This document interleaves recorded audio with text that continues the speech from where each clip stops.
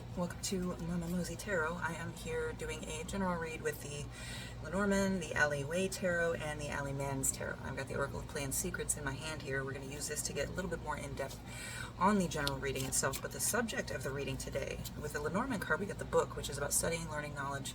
And then we've got the Knight of Pentacles, which relates to material wealth, the saving of money, and the planning for the future in that way, while also taking action to do so. And then we've got the Five of Swords.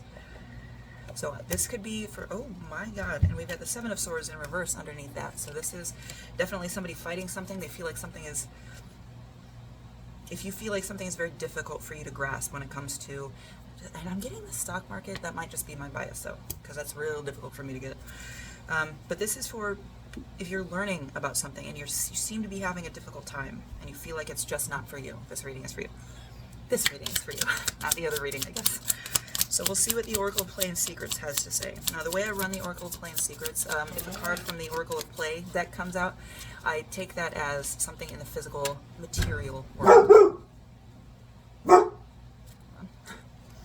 And if something from the Oracles of Secret comes out, I take that to mean a personal, mental, internal type of thing for you.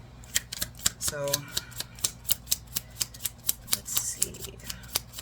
Now, under the Five and the Seven of Swords, I saw that there was the Fool.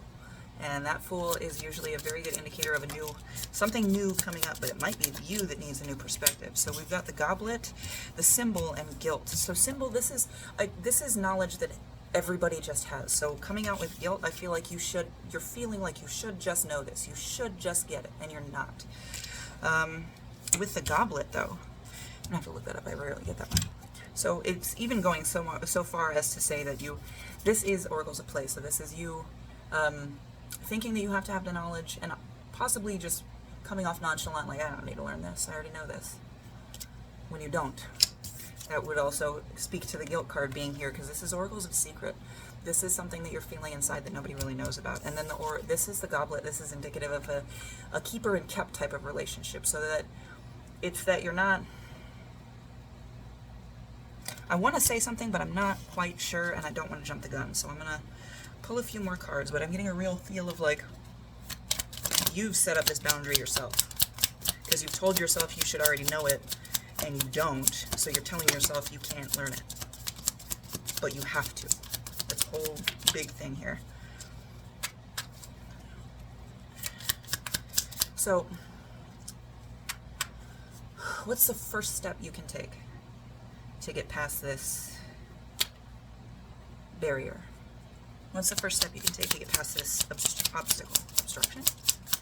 Obstruction would mean that somebody else is stopping you. Could be you. Ooh, now we got two. Morkborg and Draw.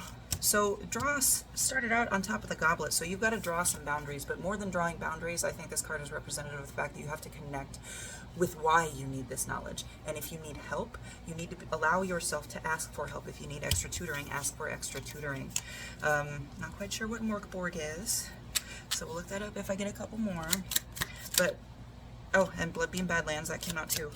You don't have to, with Bloodbeam Badlands, you don't have to do everything the way that everybody else does it. If everybody's like, oh, you should be able to study these with flashcards and then you'll get it, and you don't get it that way, that's fine. Try a different way.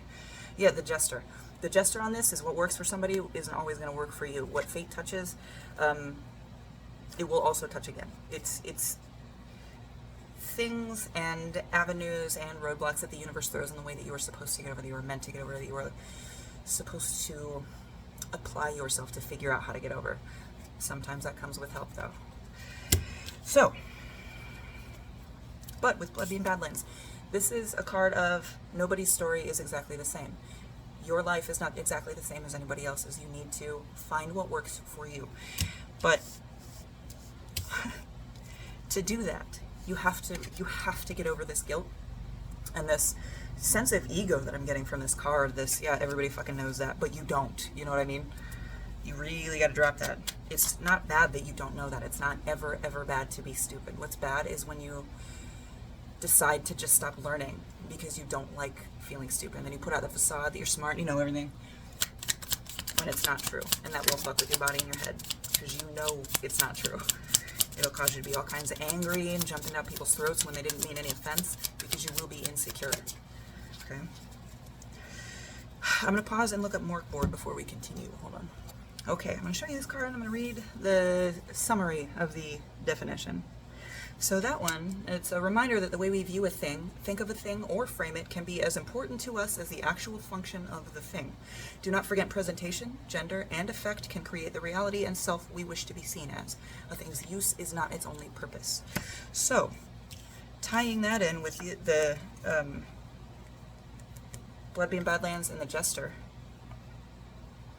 and you having trouble learning, you need to approach this, like I was saying, that's what it is. You need to approach this learning in a different way. If you don't like the approach, like, you know how some people are real bad at taking tests, but if you don't tell them they're taking a test, they fucking ace it? That. You need to do that for yourself. You need to figure out what it is about learning, about how you are approaching things, that is stopping you up, that is blocking you. It's something that, and some might even say that it's something that you psychologically set up for yourself so that you can stay maintained in that comfort area of, I am a failure, or I don't know this, but I can handle being that, instead of I can't handle trying and failing. Okay, so Contraband came out. And I'm pretty sure that's the one about, again, hold on, let me check. Again, not sure. But the road, you are supposed to do this. This is a call for you. You need to do this. You have got to learn. Not got to learn. You are being exposed to this information in this scenario. It might not even be that you need to learn. It might just be that this is the best way that the universe could get your attention to get you to address this particular issue, which might just be your ego. Yeah, you have Alexei underneath that. It's way too competitive. Alexei is the losing of fun because you want to win so much. All I'm getting right now is that you are very, very, very not happy with already not knowing. So I'm going to pull up Contraband. Hold on. Yeah, this is, okay, so this is a card of the stories that we tell ourselves are not the true story. The story that we tell ourselves to get through it is not the true story. But no matter. Sometimes things just happen. All that's important is that it happened, it's in the past, and it is there for you to reference, not live in. Reference. Unroll that scroll when you need it. Roll it back up when you're done. Don't live there. Okay? Don't let it distract you. You have work to do. Ooh. Oh, there goes the key. This, and with that key falling down, this is going to be a key to a lot of things a lot of areas in your life, I think. You just need to change that. Figure out what it is that has you so insecure about being stupid, basically, about not being able to learn something, about not being the foremost when it comes to something else. Devotion. Is it that you think nobody's going to be devoted to you if you're not the best at something? If you're not the best at something, how do you get better? Do you practice? Do you admit that you don't know everything and then crack a book? Or do you say, I don't need to know that because it's not important to me, even though it's important to you?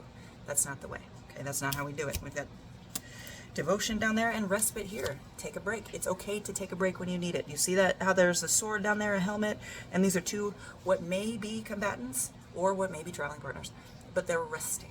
They are resting. They are taking solace in something. It's not the best place to take a rest, probably out in the middle of the fucking open in between mountains and a valley and shit. But they are taking a rest. You need rest. You need rest. You need to approach this from a different angle, and you need to make sure your ego is in check and that you are not too afraid of being vulnerable to try. Okay?